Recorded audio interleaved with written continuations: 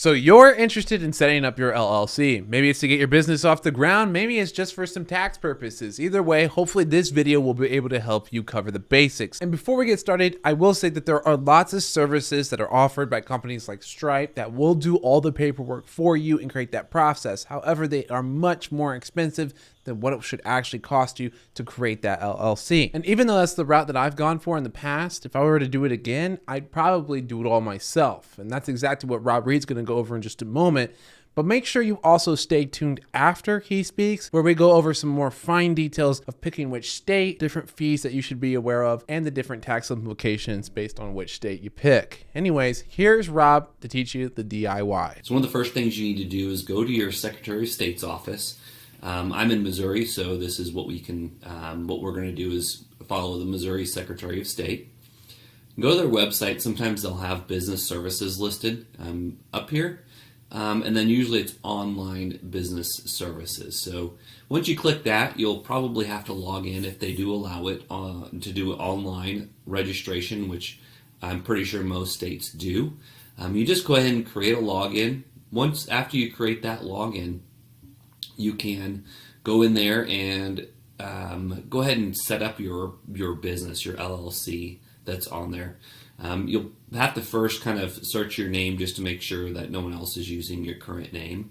But it's a pretty easy process to set it up. You want to set up an LLC. Usually, you're the only person that's on there. And you're just going to file as a sole proprietor type of LLC.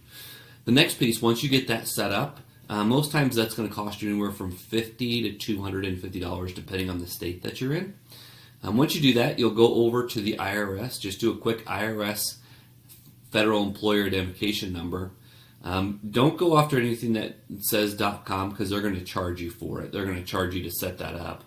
Just go directly to the irs.gov website, and you'll want to click right on there. And then you just click the Apply Online Now. This costs you $0 to do. And as you're going through this, you just kind of continue going through the Begin application. You're going to do the Limited Liability Company. And just keep answering those questions that come up. It's fairly simple, straightforward of what you're going to be doing on there. Once you get done with that, you are going to need an operating agreement. This just shows who's the owner of the company, the initial investment into the company, and how it's being controlled. There's lots of forms on here. Most times you can just pull any type of form down and update it with your information.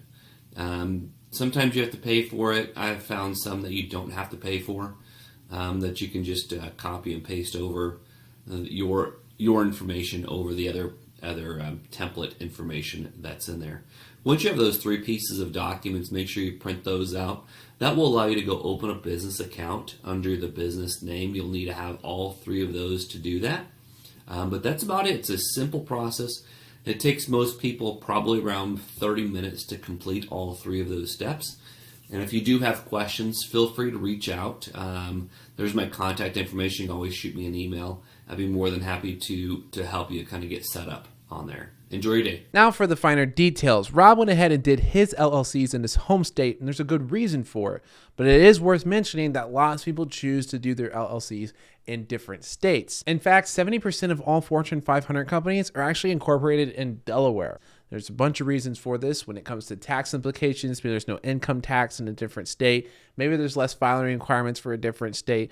Maybe there's just less fees associated with that state. Or there's different management things that you can do within the LLC you're creating. Now, for most people, this won't matter at all because you're likely going to be the sole proprietor, the only person in your company running it on your own. So you won't have to worry about your management structure.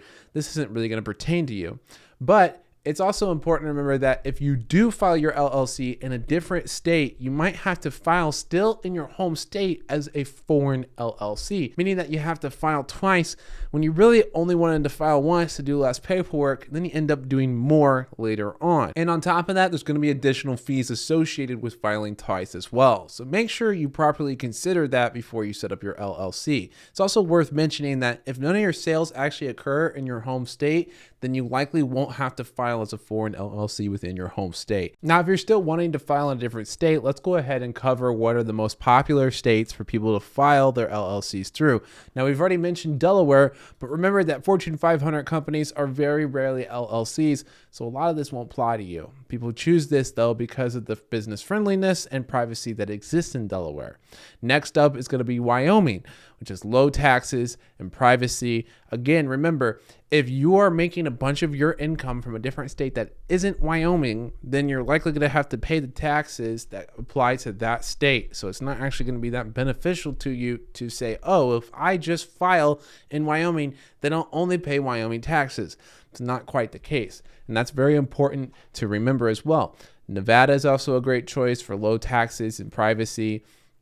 And New Mexico is also going to be a big choice as well because there's no annual reporting requirements, which is pretty nice. Less paperwork to do every year. Now remember, if you have to file as a foreign LLC, you might have to still do an annual report in your home state. So it's really important to keep that in mind. So regardless of what you do, keep in mind that you're still researching your home state. And now let's talk about what everyone does with their LLC early on and use it as a tax advantage when the business isn't profitable yet. This allows you to offset the amount of taxes you pay because of the expenses that you're putting into your business. Lots of people have asked me, okay, so what actually applies as a write-off of my LLC? And that's any expense related to your business. As a day trader, that means the monitors I pay for, the desk I pay for, even the office that I use at home. Now, different states might have a different dollar amount per square foot that you can use as a write-off, but go ahead, measure the space you use at home, and that is your per month write-offs. Divide that by 12, and then you have the yearly amount that you should be claiming as an expense for your home business. So hopefully you found this helpful for starting an LLC, as well as the where and why. And if you're wondering about how to actually file these taxes, usually H&R Block and TurboTax are really great at walking you through that. But if you want an actual tax expert, make sure you join the Discord down below,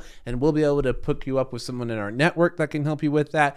If you're trying to build up the credit of your small business, we also have a very trusted member in our Discord that helps a lot of people, including me, with running business credit. She is fantastic. So make sure you join the Discord. We can give you her contact information as well. And don't forget that you can always reach out to Rob Reed if you have more questions that weren't really addressed in this video. I'll make sure to put his information at the end of this video so you can make sure to jot that down as well. Anyways, thanks for watching. Hope you found this helpful, and I'll see you on the next video.